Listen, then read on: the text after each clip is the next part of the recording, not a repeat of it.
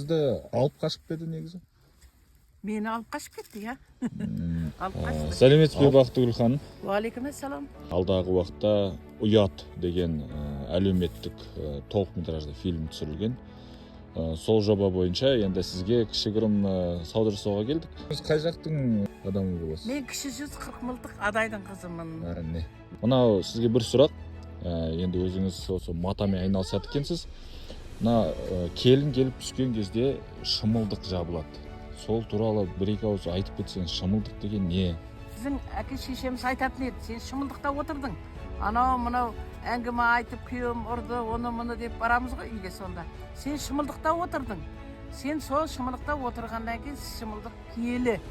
Сен сол өмір бойы сол кісімен бірге тұрып, бірге өніп өсуің керек дегеннен кейін осы сондай әңгімелері бар бұның. Келген клиенттерді айтады, шымылдықта 40 күн отыру керек деп.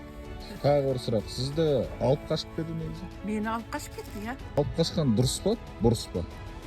Алып қашқан болмайды ғой. Екі жас бірінші бір-біріне ұнатып, әке-шешесінен рұқсатын алып, екі құда мен құдағайлар бірге келісіп, сөйтіп істеген жақсы ғой тойды. Рахмет сізге. Рамазан құтлы болсын. Рамазаннан Рамазанға аманшылық, тоқшылық, молшылық, тыныштық, денсаулық пенен жете бергейміз. Еліміз, жұртымыз тыныш болсын.